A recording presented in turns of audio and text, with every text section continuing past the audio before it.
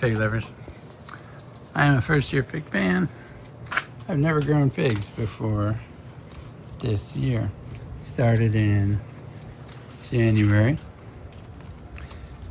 Really started in November 2024 because those 3 big fig trees in the back, traded with a buddy for cuttings that I had grown of my passion fruit.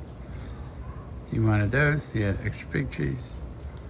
He lovely gifted those to me in exchange for some figs, or for some passion fruit. And the insanity was born. You probably all been through some sort of similar situation where you somehow got involved in this crazy fig journey, right? So started with 3, looking at these just bare sticks from November, because they're bare sticks when he gave them to me, and some branches. Since then they've grown out, they're doing great. But I wanted to talk about things for first year fig growers. So this is the insanity that I have produced in my first year. Fell in love with the fig concept, went out and got some cuttings, and in early March started rooting these sticks, turning them into plants. Worked out well. The first ones were like March 2nd. That's the tallest section over here. My first 2 were Cold the Damn Noir that I've actually bought online, and then a few other varieties that in the fig community on our figs, some people gifted. So thanks to them. Matt King, great job. Big fig grower, and I totally, before the end of my first year, I'm feeling the same. Like, what am I going to do with all the cuttings from all these things next spring? I'm going to have to get rid of them somehow. I don't want to waste all that fig branch, because you turn it into a new plant. So I've turned everything you see here is first year cuttings. Right, I put them all in 10-gallon pots after rooting them, and so that's what we're looking at here. Except for the alocasia there. I love me some elephant ears. I do grow other things, so it's not like I'm new to gardening, but brand new to figs. So I wanted to hit a couple things for first year fig growers. Like, you can totally root some cuttings, give them good treatment, they grow nice and big and tall. So I got my first couple cuttings, and immediately I'm like, man, this is cool. And then I bought a bunch from Harvey at Figaholics. That's why you see so many over here. I got about 28 pots over here, and it's way more figs than I had to do with. But once you get started, you can't stop. So I'm enjoying it a lot. They're all going pretty well. Had a couple hang-ups, a couple, chinks in the plan, where things go awry. One of the main things that went awry is some are slower, right? Like these short ones. A couple of these actually came in my first batch of cuttings and just took forever. This guy in particular, Urrucciolo de Alba, took months before he even showed a bud. Now, it was the most beautiful cutting, and you can still see it, because that's still pretty much all there is. This cutting came from Harvey at Figaholics, and this thing was just this beautiful, sleek, gray stick, that sat there doing nothing for months. But he finally budded, and he came up. So he's way behind. Look at him. He's one of the smallest out of everybody, and he came in the first batch of cuttings. There's other ones that are up to my chest. They're like 4 or more feet tall. It's crazy. So patience is a key for your first year fig growers. And that's what I am. This whole video is for first year fig growers, but you can be totally successful. My main success has come, I think, from watching the people on YouTube. And shout out, as they say, to I'm a big fan, favorites, Homer at Basement Figs, Ross Ratty with all his information, and Notorious Fig for his education, and then I'm going to forget some of it. I'll talk about them later. I've taken all their information and just merged it right into what I'm doing here. And so I'm trying to use all the best information. There's tons of it out there. If you're a first year fig grower, just look online and you can definitely be successful. If you do what they say, it's going to work out. They've grown a lot of figs for a lot of years. And so I've tried to do that in every way possible. I've done nothing new or exciting. All of this has just been done, with Ross's plan to take care of them. Fertilization from the Millennial Gardener, giving them constant nutrition. He details it, but Notorious Fig says the same thing, and he tells you, that you're going to want to fertilize it your first year a lot, because your main job is to grow them. Single liter is how I'm growing everything. 10-gallon pot. As soon as they came out of their 4x9 tree pot, which I rooted them in, they did that for a little bit, got big, got about this big. And then when they're done with that, boom, they go into a 10-gallon pot. And then so you can see everybody's pretty much in a 10-gallon pot except for the big guys over there. But that's worked out really well. They do chill out for a period after you put them in those big pots, and they don't do anything because they're busy growing their roots, getting used to their new home, and then you'll see them just sort of start taking off. My big thing that I want to tell everybody is the consistency, right, is the key, has been the key for me. Been real successful. You can see, this one's up to my chest. This is a Palmata hybrid. Super happy and healthy.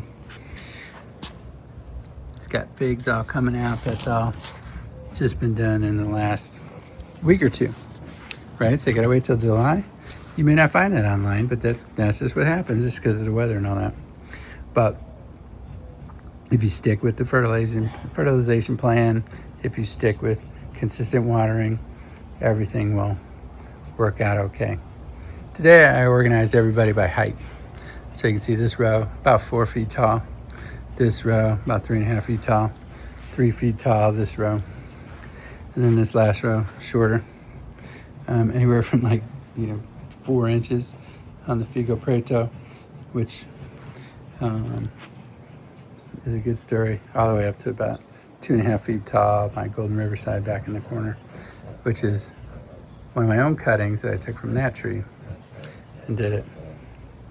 But anyway, I just want to let everybody know that first year, second year, whatever, you just follow the plan that all the wonderful people online put out.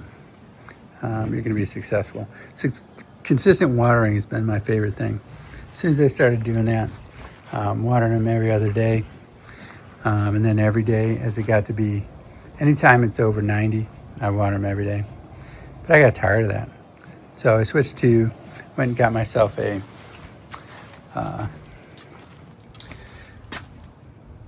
automatic irrigation, just plugged it into a splitter on my hose, got a little filter, runs automatically, set that to run, and do it all for me, right? So that was wonderful. All the plants loved it, started growing well. But just in the last day or two, I got this, which links to it. It's a Rain Point soil sensor. This thing hopefully will take it to the next level, where it will sense that the plants have fallen below 40% moisture, and they'll just start the irrigation. So as soon as they get dry below the level I set, it's going to water them for about half an hour, which is what I did before, every other day, right? Or every day when it got over 90. Now it's going to do it automatically based on their moisture. So completely cool, right? Because as soon as I put it in a couple days ago, it doesn't change, right? It cooled here to where the highs are only in the mid 80s. And so they're not drying out. So it really doesn't need water every other day. And I can attest to that because while it looks dry down here, right? If I was watering today by drip irrigation, I would see drips and drops, and I'd see water leaking out the bottom because they didn't need it, because it was beyond what they actually were going to use. Now, hopefully, I'll waste less water, keep them perfectly in the range between 40%, what I said, and 55. If it gets to 55% humidity in that soil, based on the sensor, it will turn off. So I have it set for half an hour, but if it gets to 55%, the sensor will go, whoop, we're already there, you can stop. Because the soil mix I have, which is a Sunshine Grow Mix, Professional Grow Mix number 4, and some of them, and then a home mix, which is equally as fast draining. Both of those really won't hold any more than 53, 55% humidity. If you're watering them, they'll hit that level, but wait 5 minutes, test it, it goes right down to like 53. So 55 is a pretty good set. So I'll put a link in there so you guys can find these products, but I think it's gonna be amazing. Just putting it on every other day watering, like Ross says to do, has been great. The growth has been improved and all the plants are happy, all the leaves are up. You can see just the vigor of everybody. All the leaves are curled up. All the leaves are reaching for the sky. Doesn't matter where you go. I don't have any fig mosaic virus. I don't have anybody that isn't cupped like this, right? That cup is all leaves full of water, full of vigor, reaching for the sky, curling up to get as much sunshine as they possibly can, right? It's a good thing. So I don't want to be a product pusher, but I highly recommend you first year people. It does not cost that much to get yourself one of these. Sorry for the mess back here, but get yourself an irrigation controller. I just literally attached it to the hose. I did not want to put in another in-ground irrigation system or anything crazy. It only took me, a few minutes to do. But things are going well. So the original trees, that's enough for the first year fig growers. This, if you're lucky enough to get a tree or a stick as I did, this is a Violet de Bordeaux. You can see all the figs. It's got delicious red blush on them. The white stuff is all my sulfur. It's fig mites or something I discovered. That's a problem. So I spray my trees with sulfur.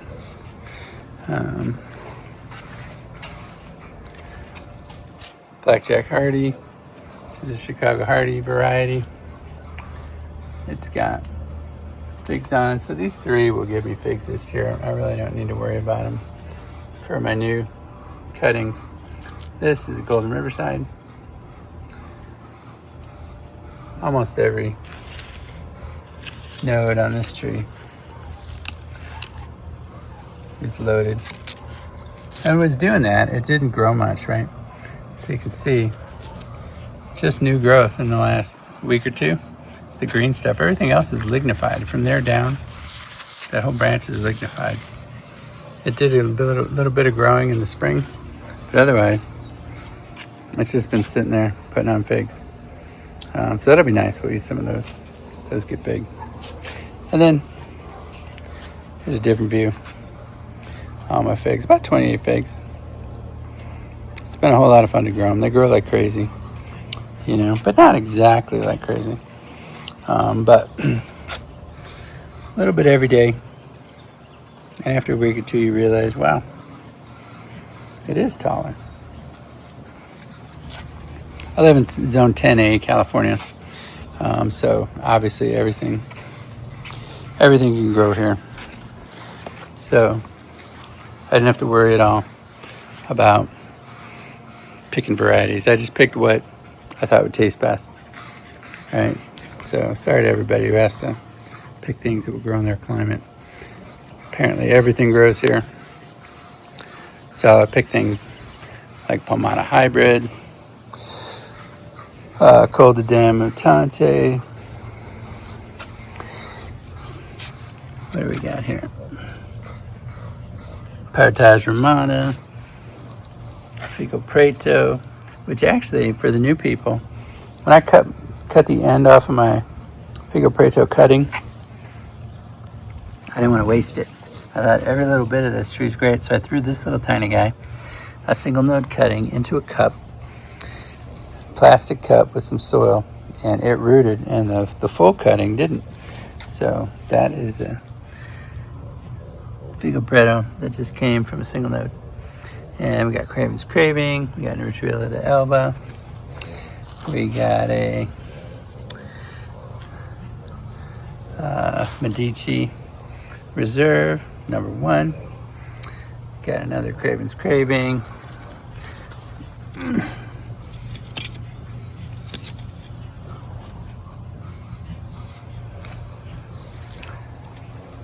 I just showed the Medici. What do we got here? I don't even know. Sorry, my back is terrible. That's the big Craven's Craving. Here's this one. Probably makes it crazy because I can grow just anything. This is called the Nam Roja. This one here. Black Madeira from Harvey, Figaholics. So anyone concerned about that, this thing never showed any signs of fig mosaic virus. It's been healthy right out of the gate. And you can see, compared to others, it's certainly not the slowest of the bunch. It's a good grower. I haven't had any issues with any real slow growers, except that Nutrilla de Alba. That's pretty slow. So this is an air layer off this guy, growing it for a friend. And that one is Golden Riverside, which I air layered this thing because it had some crazy branch coming off the bottom. And so those two will go to him and his wife. Back here, these are my own cuttings, which is kind of fun in your first year because I had these plants. I was able to take cuttings off them when I pruned them, thanks to the teachings of Notorious Fig, to take it, make my own cuttings. And these things are vigorous. Anyone worried about it, you want a vigorous variety, Golden Riverside is no joke.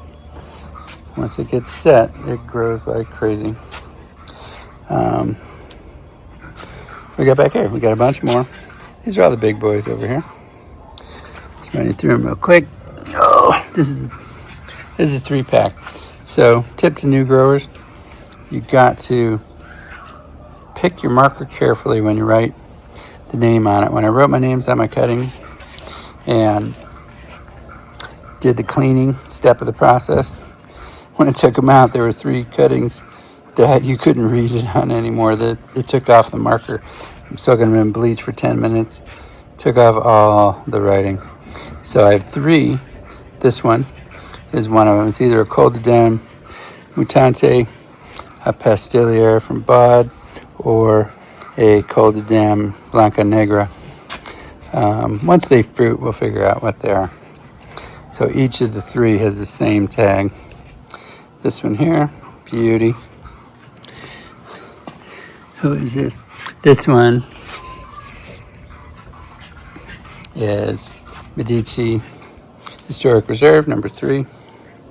This one, take a look. Oh, this is my Adriatic JH. This is one of the big 4-footers. This thing put on like 8 figs early on. Felt so good because you got people that'll wait 4 years for their Adriatic JH to grow in ground in the pot. Literally a month later, I got figs growing out. This one is a Vasilika Melissi. Again, all the white is all sulfur and sprays. Doesn't seem to bother them at all. Again, I'm also growing single leader, so you won't see any side branching. This one and a bunch of others. Most of my plants all have figlets or something similar, and they've all done that. About 50% of them had figs before that, but in the last week, just in the first week of July, these things have all added figs. This one is my Col de Dam Noir. The Col de Dams, none of mine have put out any figs yet. But if we look carefully, they're all starting to do the double bump. And that, again, first year cuttings. This one's tall. This is right up to, my chest. And love it. Palmata hybrid. You got that cool fuzzy red on the stems. It is a cool plant. I'm hoping we get fig wasps here. It's supposed to happen in Southern California. We don't know. Have them local. I didn't grow my own capper figs this year. This thing, he's taking some wind damage, so there's a couple of leaves missing. But that is a vigorous grower too. If you want something that grows like crazy, Palmata hybrid is right up your alley. There's another one of those.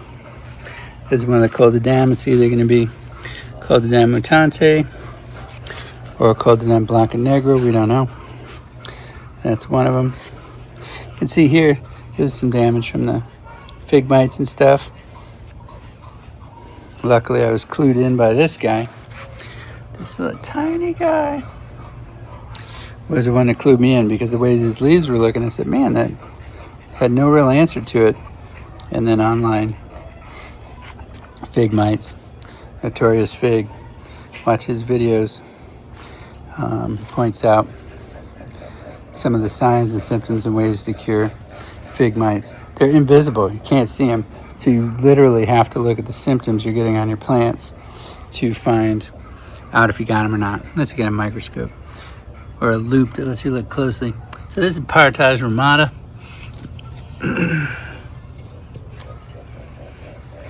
It's growing well. Beautiful. The bright green. Nothing bad happening there. That's just the new growth. It's neat how subtle the differences are in all the plant leaves. You can kind of tell. My alocasia. Hopefully it's helpful to y'all. Did I talk about that? I'll put a link if it helps anybody in the video. But I'm hoping that thing takes it to the next level where literally it keeps it at optimum growing levels. And the whole time, everything is just optimum. So like even better than I could do, because you can guess and water them every other day or water them every day when it's 90. But how cool is it to have a sensor, and I picked one that's going to be very average for all of the different plants. That's going to dry out first. I don't want anyone over here to dry out soon because they're waiting for this guy. These little guys got more sun. They're going to dry out. I may switch it because now that they're bigger, some of these plants, like the Palmata hybrid that's so big, the plant itself will use up the water and it may dry out first. So if it turns out that he's drooping, this one's drooping, before this one senses that its humidity is low, then I'll switch it to a big plant. But this one getting so much sun should dry out the soil quickest. So I'm trying to pick the one that's going to be best average for all the plants, and then I'll water them all again. Another big tip for the first year growers, looking at your leaves. If your leaves don't look like this, I don't know if you can quite capture it, but all my leaves all are cupping upwards, right? Every leaf, doesn't matter where you look really. They're a little different, but they're all completely happy, completely up, completely curled upwards, vigorous, rigid, right? The older plants are a little different. They seem to put them down. They just get locked into this position. Like there's no putting him up. But their upper leaves are all up, cupped up towards the sky, right? If your leaves don't look like that, that plant does not have enough water.